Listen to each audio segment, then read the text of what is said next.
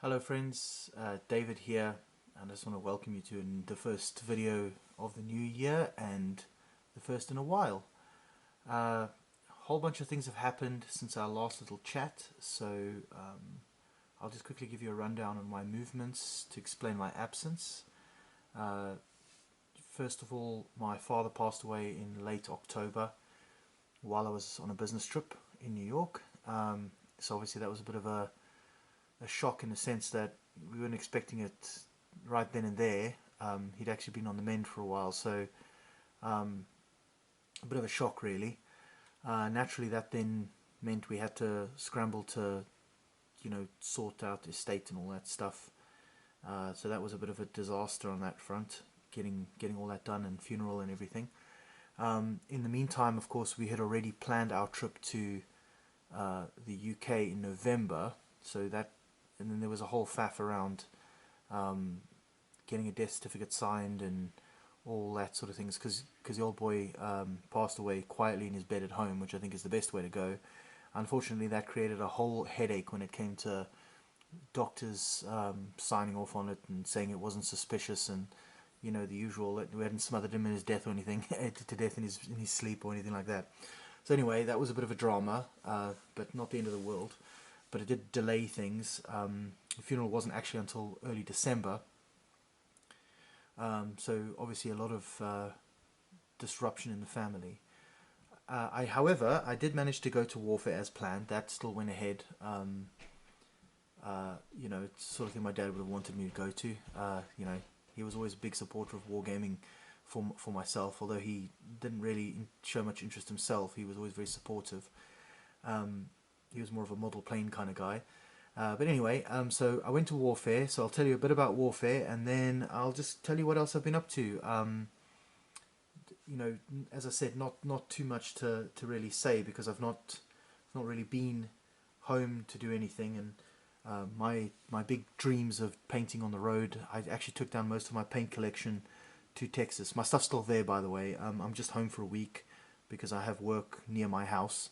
But then I'll return to Texas for about 3 weeks, and then I'll finally return home probably at the end of February, having avoided most of the winter here in the Pacific Northwest.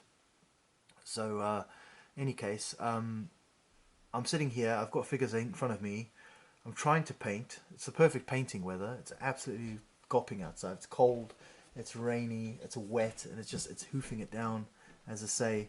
But unfortunately, my palette of paints is relatively limited because I left most of it in Texas, right? Anyway, I dragged back some of the stuff that I'd purchased while I was away and that I got for Christmas and all. So I will do a little bit of a show and tell on that front. But yeah, I just wanted to start by saying I went to warfare. Before I get going, this is not going to be very visually engaging for the first bit, if it does become visually engaging. So feel free to just paint along and listen in. When I start showing stuff, I'll make mention of that. But yeah, the warfare was fantastic. We drew a bit of a short straw with the hotel we booked. So if you're ever going to warfare, do not stay at the Falcon Hotel. It was absolutely abysmal. Really dilapidated, run down. The services weren't great. Parking was a bit of a piss take, really. The way that they charged it. Yeah, there's a hotel across the street called the Aviator, closer to the venue, which looked really nice, and had I been the one booking, that's probably what I would have booked. So lesson learned for next year, but staying close by in a hotel really did work out well. It just meant that every day I could just walk in, have a great time, and I was always close enough that if I needed to drop stuff off, or if I needed a break or whatever, I could just step away for a bit and then come back if I wanted to, or whatever. And equally, Catherine could then take the rental car and do whatever she wanted, so she wasn't just stuck waiting for me, basically, or beholden to my timelines, right? So Saturday for me was largely about meeting up with Ralph Astley, and spending the day with him. It's really weird. I spent most of Saturday there, and I don't think that I bought a single thing on Saturday. I was just far more engaged in the conversation. We bumped into a few people. I know we bumped into Andy Mack, so it was great to say hi. Andy, I've been enjoying catching up on your videos. I think the other thing with me being on the road so much recently is I've not really had the kind of right environment to enjoy other people's videos. So normally I watch videos when I'm painting. So just for context again, let me show you where I'm. This is my painting desk area, and so just in front of me here is a computer monitor. So what I generally do is have videos while I'm painting over here, have videos playing there. The monitor's kind of tilted slightly this way, and so I'm able to sort of enjoy videos and such while I'm painting, right? Well, in the current state of things, I'm not able to do that, and I don't know. It seems to have broken my kind of viewing rhythm up. So I mean, I've been catching up on some of the videos, but for like the shorter form stuff in particular, I've been missing a lot of that. Anyway, so met up with Andy Mack. He said hi. Met up with Ralph. Hung out for the day. Walking the show.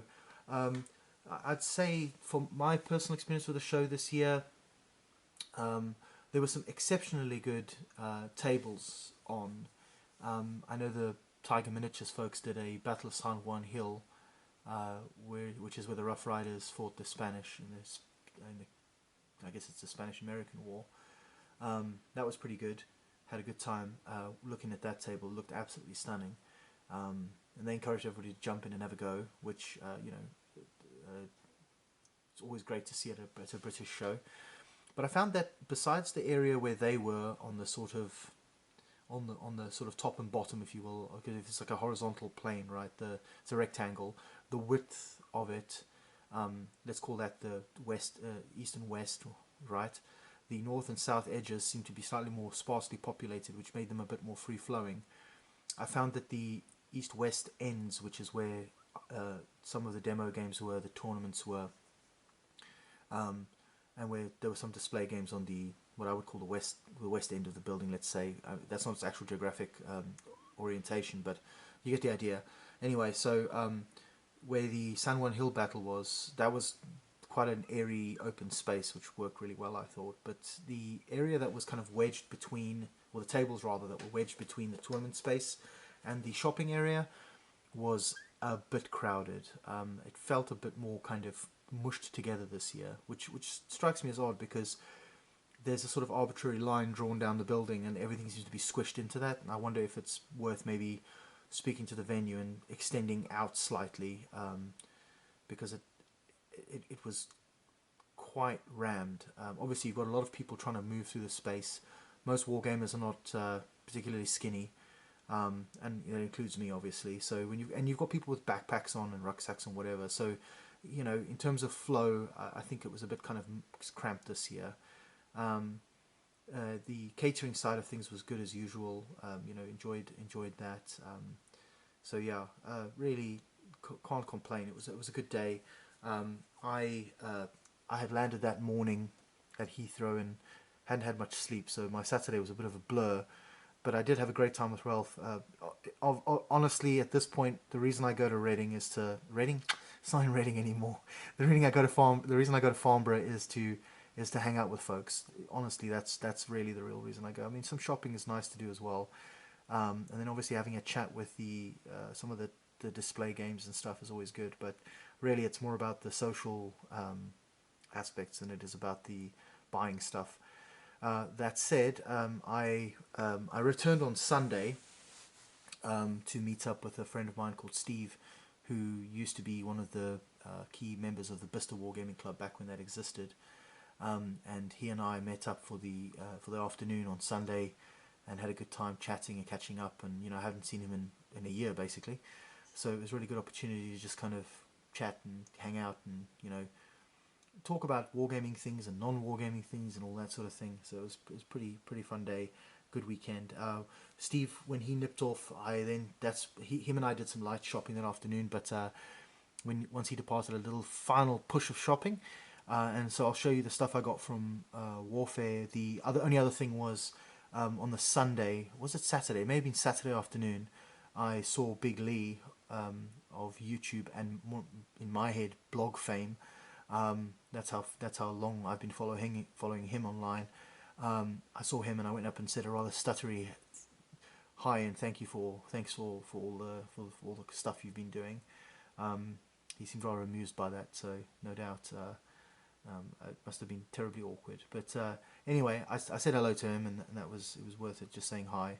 I think I may have seen Von Ketteringham across the room, but he was occupied with other people, and I didn't want to be that guy that runs up and fanboys all over somebody. So, you know, maybe next year I can say hello if I spot him and the time is opportune.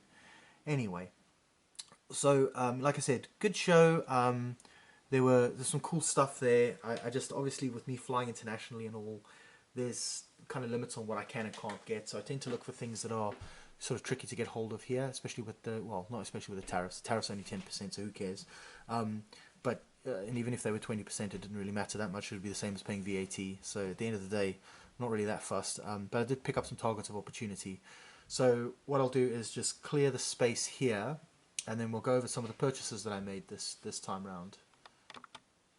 Alright, so as many long-suffering viewers will know, I've got a long-term project for the Cape Frontier Wars that I'm working on, and I used the opportunity to pick up some Perry figures from I think it's called Dave Thomas or something. It's not Perry's themselves that sell it.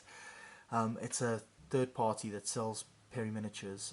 So they come in these blisters rather than in the usual black boxes that you would have seen in previous videos. Anyway, I knew they were there. They're always there. But Ralph, the day before, I think had finally got the Duelists, which was the miniatures he'd wanted the year before that was sold out. So I think he got what he wanted there. The next day, I went there with Steve, and he was picking a few pieces up, and I kind of had a nose around, and I'd obviously just put in a big Perry order, but you know, when in Rome. So I bought some more Cape-mounted rifles, dismounted skirmishing, and I can't remember for the life of me, or couldn't remember at the time, if I had, I know I had the NCO pack for that, I just didn't know if I had the regular bods, so I just picked up a pack anyway, because you can never have enough of those. So I got those. These are lovely figures, Perry's as usual, from the Cape range, which is exceptional, the best range out there, I think, along with Empress. I also picked up some Bashi Bazooka Command on foot. Now, you might say, why did you buy some Sudanese figures? Well, Sudanese war figures, rather. I'll show you where I got them. So, the figures are not going to be used as... so, Bashi Bazook is an interesting term. Bashi or Bash is means head in Turkic languages. And then, so like Kizilbash is like a red head. Bashi Bazook is like a crazy person, like a mad head, basically. Something like that. I'm not a Turkish speaker, but I do know that that is the case. So these were like irregular militia who were often, well, because they were irregular militia, there wasn't a single ethnicity that defined the Bashi Bazook. So if you look at these guys, let me zoom in rather, then that way it's a bit clearer. If you look at them, they're wearing a fustanella, which is like the Greek style kilt. The Albanians have it too.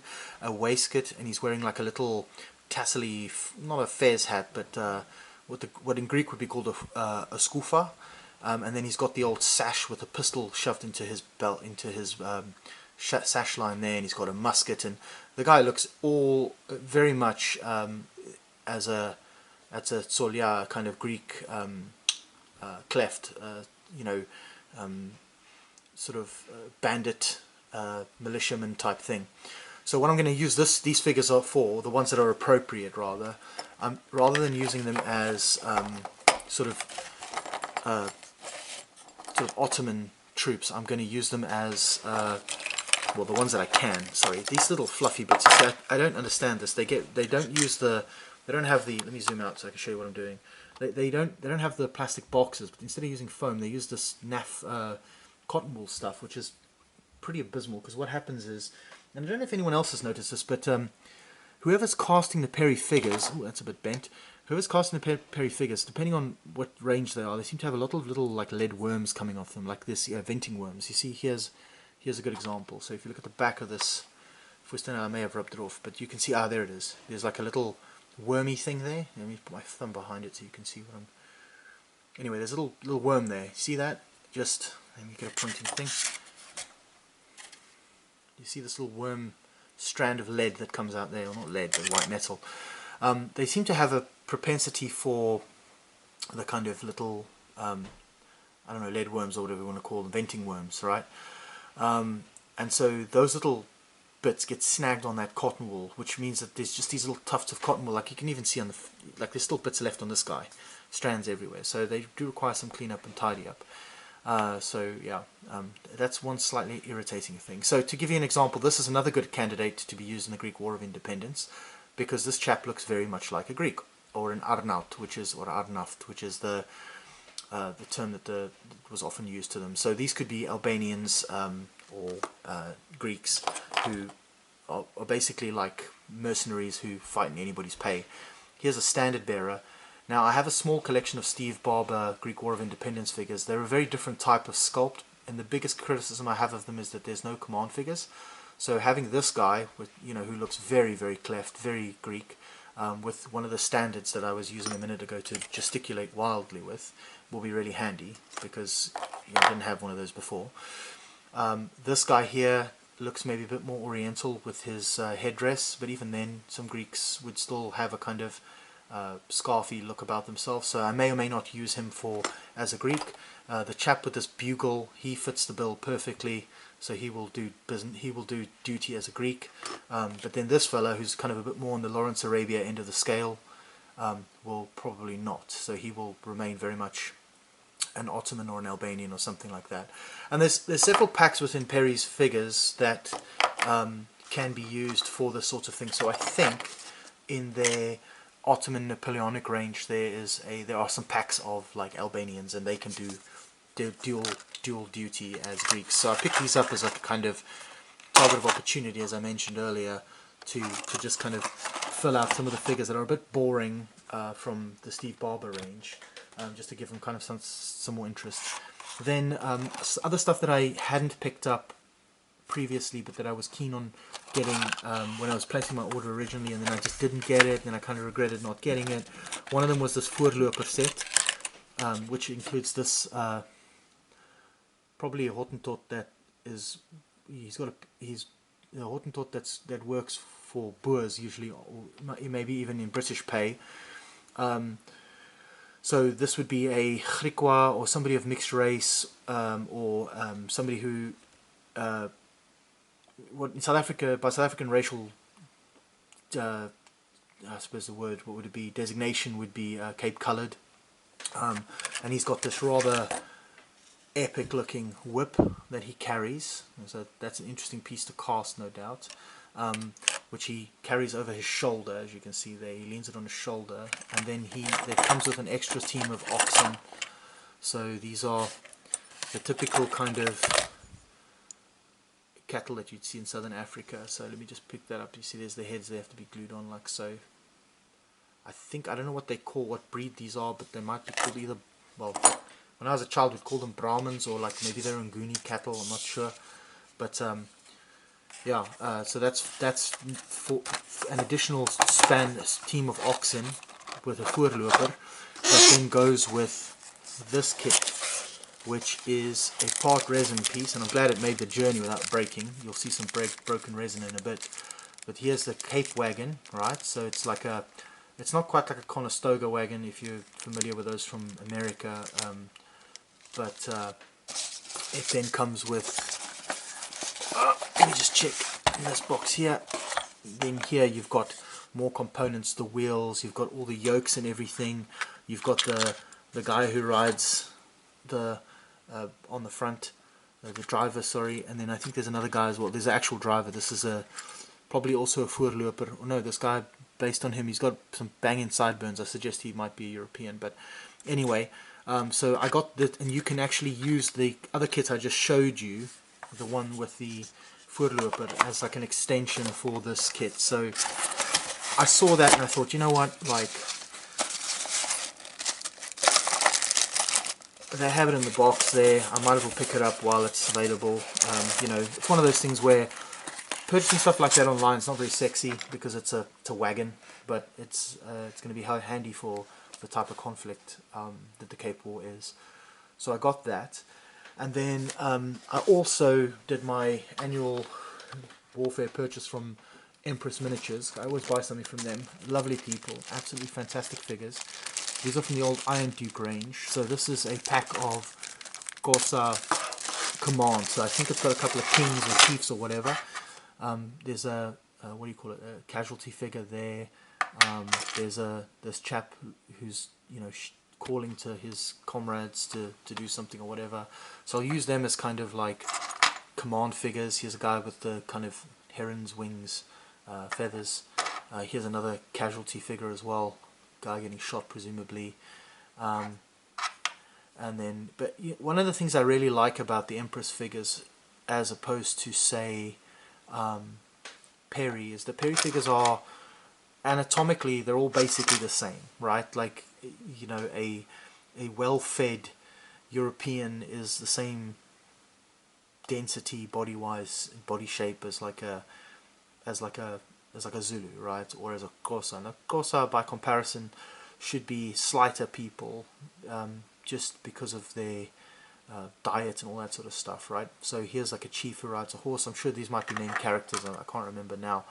But yeah, and here's another casualty figure. And I do like casualty figures. I think I'm with Ralph on this. I think casualty figures really add something to the game as markers. I know people like to put them on bases as part of like bulking out the base, but I actually like the idea of using them as like just individual figures that you kind of put on the battlefield to indicate that something has happened here, right? Otherwise it looks like, maybe a battle's been fought, but then like one of those like automatic Roombas drove by and hoovered everything up, and don't worry about it, no one will notice there was a battle. Whereas in reality, of course, there'd be bodies and all sorts left behind. So lovely sculpts as usual from Empress. I really like the slighter Xhosa figures that they do. Very much style that I appreciate. And I had a good chat with the owners a couple of years ago about this, and I know that their Viet Cong, for example, for their Vietnam range, are also shorter than the American figures and more slight, because these are literally malnourished, in some cases malnourished peasants, so they're not going to be like buff like ripped dudes, which is unfortunately what most miniatures companies seem to make anybody who fights in a war look like. I'll give you an example quickly. These are some renegade Numidians, and I mean, look how jacked this dude is, right? He definitely does not skip leg day or arm day. He's got some proper muscle definition on him, and I think that gets kind of a bit lunatic sometimes. But then I understand, like, you want a relatively robust figure, so you don't want it to be too kind of flim-flam and just all over the place. The other thing I got from Empress was this handy-dandy book. So I've had my eye on this for a while, and I was going to buy it online, but then I thought, hey, I'm in person, I can just get it right now. It's a sharp practice supplement for the Cape Frontier, and it's a campaign guide, and it is, I mean, by Simon Walker's own admission, basically a love letter to the 2-volume Colonel Mike Snook books that I showed you a couple of months ago, right? So it's a relatively slender volume. I don't think it's too many pages. It's 70-odd pages, but it's got specific rules for the Cape Frontier Wars, and it's got a bunch of like army lists for sharp practice, if that's what you want to use it for. But then also on top of it as well, it's got like some scenarios, which I think is really where the value comes in, to my mind. These lovely maps. I mean, look at that, right? And throughout, it's well decorated and well kind of made. I thought it was quite cool. So I picked it up and thought, if I could use sharp practice for the Cape Frontier Wars. It's actually quite an appropriate set of rules because the scale of war is so very small. Or if I use like Death in the Dark Continent or something that's a bit more, or even Black Powder or something like that, I would just have to adjust it slightly for the specifics of the conflict. So we will see. But yeah, anyway, I picked this up because it was a good price. It looks really nice, and I'm not sure about the. I'm not quite sure if I would say that it was like hyper accurate, but I think he's done a good job of scaling down the conflict to groups that make sense, right? Because oftentimes with these battles, you would basically have like a company on the British side, right, with a few hangers-on fighting against, and so the forces are actually quite. I don't want to say generic, but they're quite homogenous in that regard. But this was truly a war of combined arms, right? So you would have, like, for example, here you've got like Cape Mounted Rifles who were just seconded to whatever column they moved with, and that was quite common, and also true to the nature of the conflict. Unlike my criticism of sharp practice in other contexts, like Napoleonics, where people have these very kind of interesting combined forces that just aren't really reflective of a real fighting formation in the period. And they say, oh, we're doing the with a fight for Hougoumont or whatever, and then it's like 5 old guard grenadiers turn up, right? Because that's what people have in their collections. So so I thought this was really well done. There's some special rules for the sort of like for a more kind of, what's the word I'm looking for, more campaign side of stuff. So if you want to name your characters, they've given common names for the various people who've I mean, obviously the British, they don't need to give you a list because it's pretty straightforward. But looking here, I don't see my surname amongst the list of Afrikaner names, despite the fact that we have a town named after us. But there you go. But you've got Coetzee, Cronje, Bosman, Buys, Moelman, Morkel, Mulder, Snyman. Steyn should be there. Yeah, there it is. Ace, Dron, which is very common. Van der Walt. Where's Jansen van Rensburg? I don't see that one here. No, they haven't got Jansen van Rensburg, but they've got van Rensburg. But anyway, so there's lots of really cool little bits of flavour in here. I think whether or not you play sharp practice with it is irrelevant. I think using this, I can basically recreate these battles, and it's given me a nice little, what's the word I'm looking for? A little like template to build to. So very happy with that. Picked that up again on a whim almost. I knew I was going to get it. I just didn't know. I wasn't planning on getting it at Warfare, if that makes sense. Then I also, Grubby was there, Readout Miniatures, and he had some French and Indian War stuff that caught my eye almost immediately. You'll know that I have, frequent watchers will know that I have some French and Indian War stuff. So I picked up this Indian War canoe, which comes with a crew, which is really cool. But unfortunately, and this is all my fault, it's not his at all, unfortunately it broke, snapped straight through in transit as I was travelling across the world with this bloody thing, because it all flew to, well, it's obviously crossed the Atlantic at this point, but it comes with the crew here as well, like kneeling in the canoe. I think some of them have got paddles, so that's pretty cool. Again, I'm a fan for sort of little scenic bits and pieces, and I got these and I thought, Grubby's a great bloke. There wasn't really anything I needed from him that time round, and I saw these and thought, spend a couple of quid, no downside to it. I'll get around to painting those up. I do have a very small French and Indian War project, which I'd always like to do here, in a very much a real skirmish.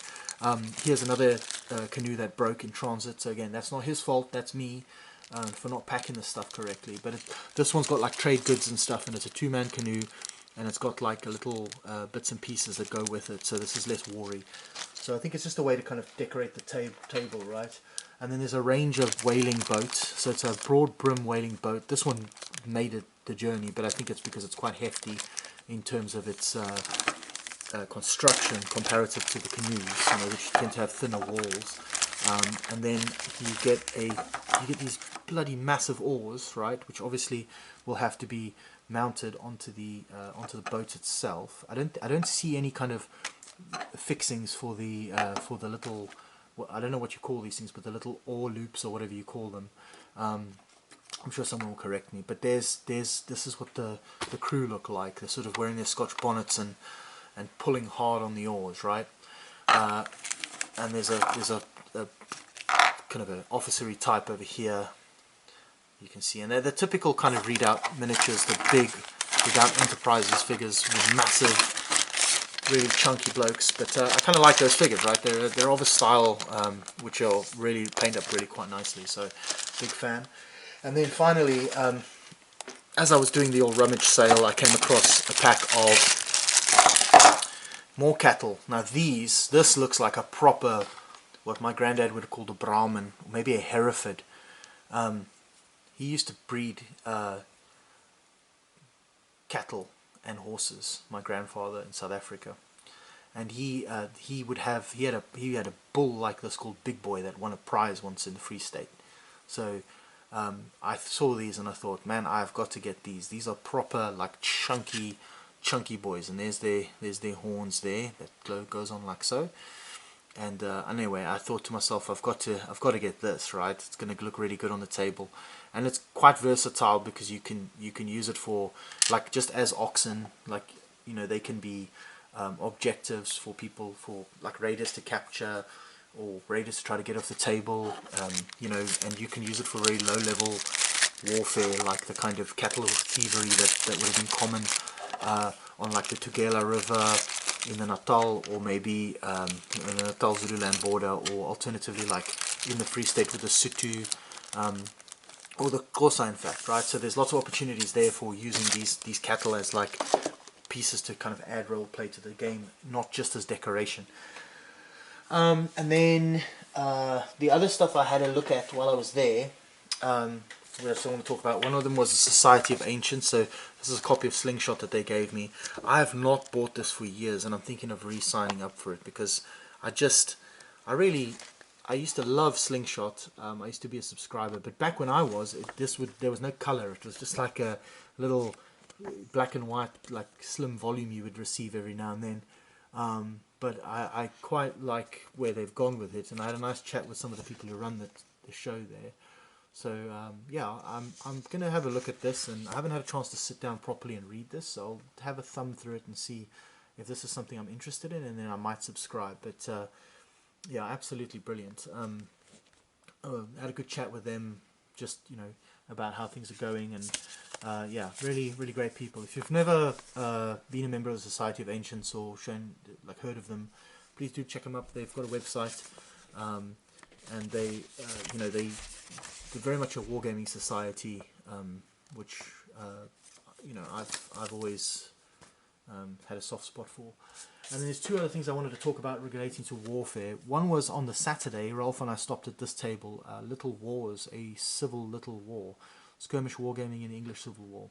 And we had a chat with the chap whose name escapes me right now, who created this, and he was so lovely. We had a good chat, and we just kind of talked about the game and about the intent and everything. And it is very much a real skirmish game, so not your 8 blokes as a unit type thing, but more like one man is a man, and he's, you know, individuals rise and fall in the battle.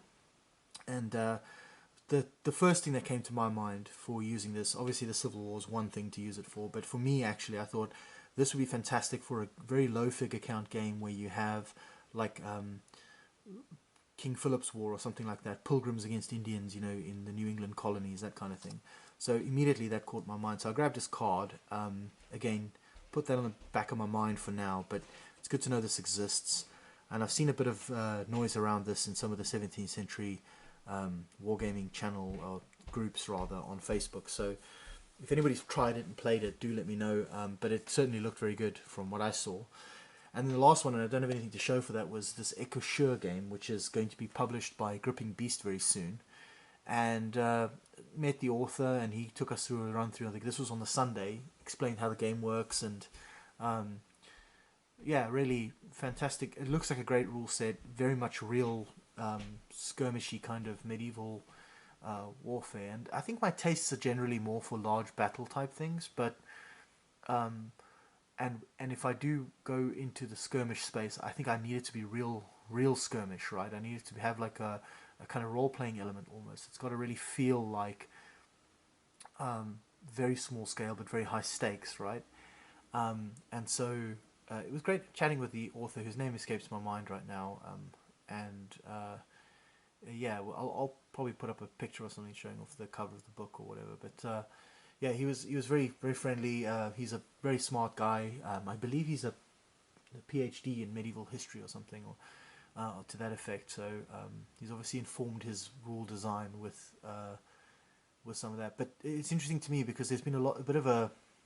You've had, like, never mind the Bullhooks. You've had Baron's War. You've had all these medieval skirmish games. Seems to be kind of the current hotness, and none of them have really appealed to me. I mean, I've played Bullhooks and I thought it was okay, but it wasn't really for me.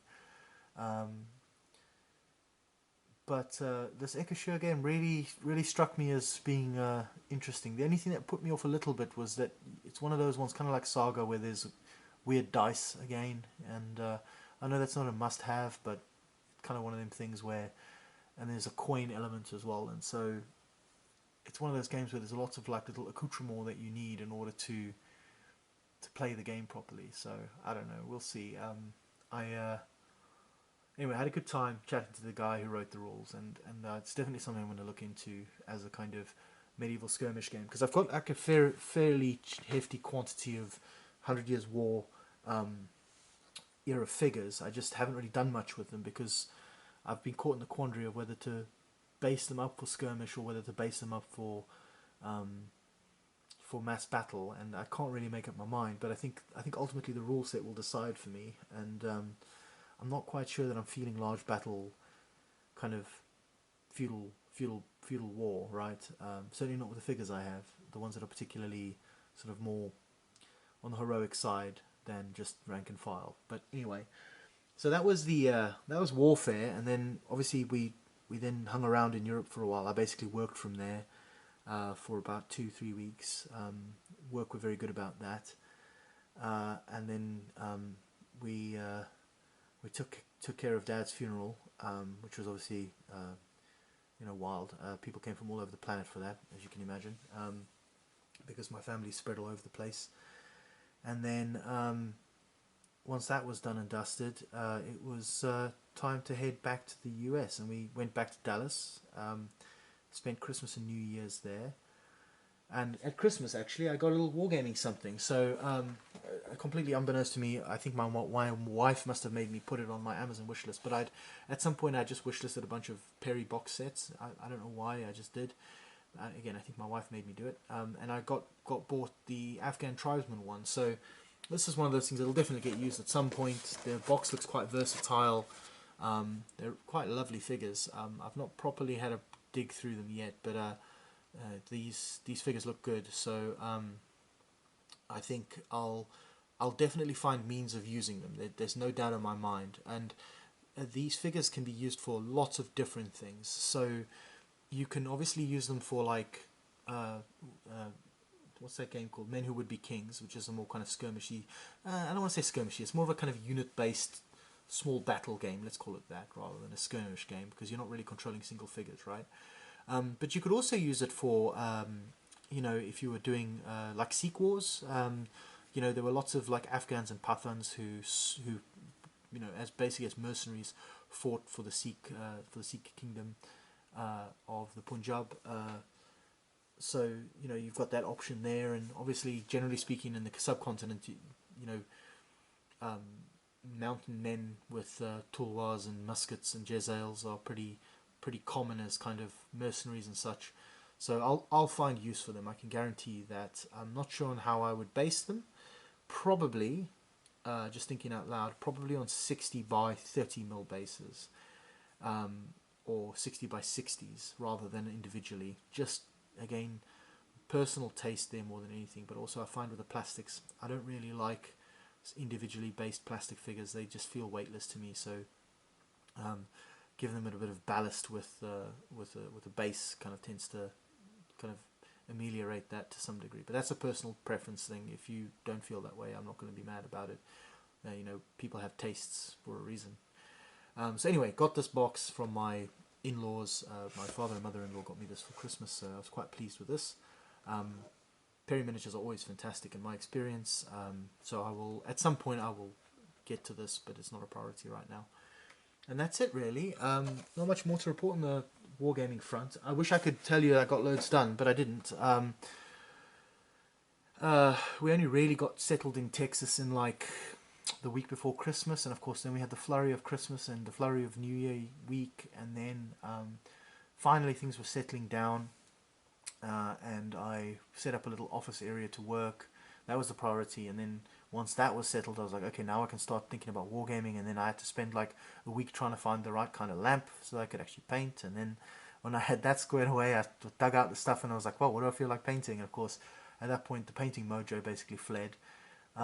So I picked some Franco-Prussian cuirassiers, some French, and started painting those up because I utterly despise painting horses. So I forced myself to just start painting. So I've done the horses on those. I don't have much to show right now. I've done the horses and started doing some of the riders. I've got about 6 of them almost done. So those, as soon as those are, I'm going to do 3 to a base on 30 by 30 mil bases, 15 to a unit.